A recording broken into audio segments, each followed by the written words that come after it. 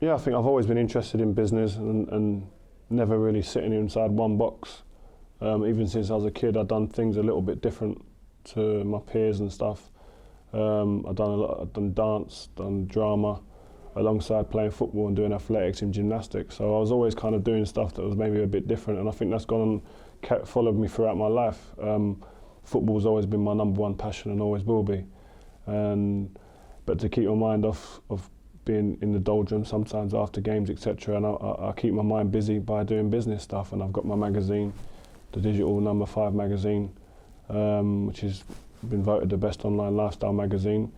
Is one of the things that I really love doing. My restaurant, and obviously my number 5 clothing brand that's just at the moment taking off and doing really well. So these things keep me occupied off the pitch because I like to keep myself busy and just sometimes take my mind off of football, and, which I need to do.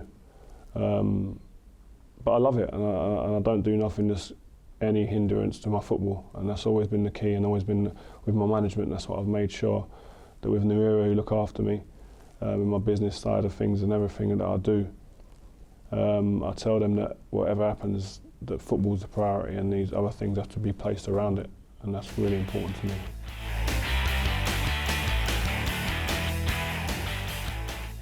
For footballers to be in such privileged positions, I think it's imperative that we give back, and I think we probably don't get as good as press as we should maybe. I think footballers, I think 99% of footballers do stuff for their charities, whether it be their local charities or through the clubs.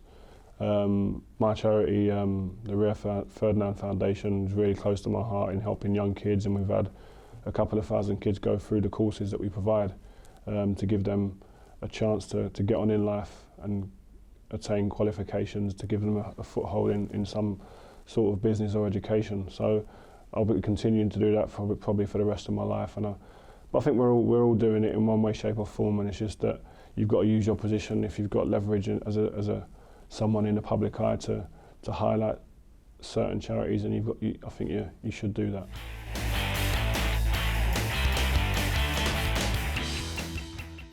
I think that, yeah, being a senior player in the change room, that young players do sometimes come to you and ask your advice and how to deal with certain situations financially as well. And I've got a financial advisor who looks after my finances, but I've always been of the mindset that you just don't trust somebody with your money and say, yeah, you go and deal with my money and do what you're going to do, because I've seen people get burnt by doing that. You've got to take a full interest in it. It can be boring, but when you wake up at 35 years old and you realise that the person who's meant to be looking after your money has done a runner and he's on the other side of the world and you can't get hold of him anymore and your money's no longer there, then you'd have been thinking back, I should have been a bit more interested. So I always try and make sure the younger lads listen to that, and I carry out that practice in my life day to day. And when my financial advisor's got anything to talk to me about tax situations and different investments, I like to have a good thorough look through it and knowledge of what's going on before I actually commit to it. So yeah, that's the kind of information that I do pass on.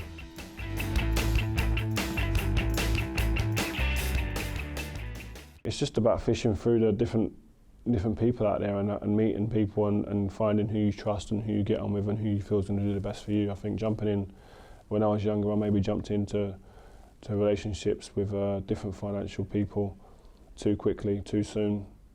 And over the years, when I got to about 22, 23, I found the right people after being in with a different couple of people who probably wasn't the best people for me. But I think you've got to learn from them experiences, and the sooner you learn and the sooner you get someone you trust, the better. And the current people that I've been with for around 12 years now, so and they've been good by me.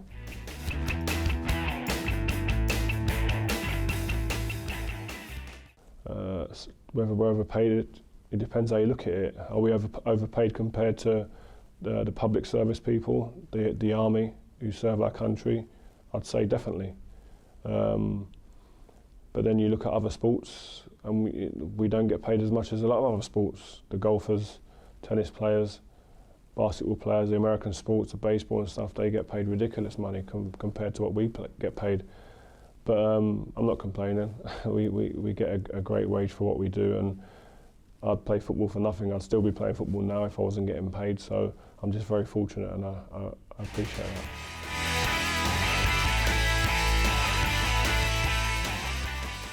Yeah, I think where you grow up, definitely, I use it as an inspiration for myself. When I was a kid, I used to always sit with my friends on the estate and say, look, I want to just play football and become a professional footballer, and I'll be happy with that. Once you do that, you start thinking, you maybe look around at your surroundings and think, I've got the capability now to really move my family out of the area that we grew up in, to give them my young brothers and sisters, a better chance in life to achieve things and to go on and be prosperous. And I managed to do that and move my mum and dad out and my brothers and sisters out of the area. But we've got family and friends there, and we visit there all the time, so it's not like you leave and don't go back, but you want to give yourself the best chance sometimes to achieve things. And sometimes if you're around and surrounded by some negative aspects that go on in your community, then you can get in trouble. So to negate that, I moved my family out and they're doing okay. So, but as I said, I wouldn't change my upbringing and where I grew up for anything. I loved every minute of it, and I wouldn't change that.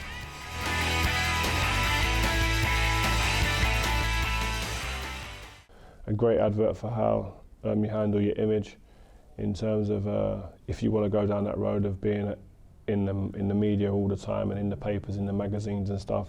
He's done it. It looks like the perfect way, because he's always on the front pages if he does anything. He's in the magazines when he wants to be. It's just whether you want to do that and want to be like that. I mean, you've got him on one hand and you've got Paul Scholes and Ryan Giggs on the other hand, and they chose the other way. Giggsy could still go in a magazine if he wanted to and do stuff, but he chose not to do that. And I'm sure your list reflects that. If you want to do what Bex has done, you're going to get handsomely rewarded for that. But you've got the option to do that, and as I said, you can still see two respected people like Ryan Giggs and David Beckham, but at different ends of the media savviness or the media exposure, whatever way you want to put it. And how it can affect you financially. But I'm sure they're both happy, and I'm sure Giggsy's happy with his trophy cabinet.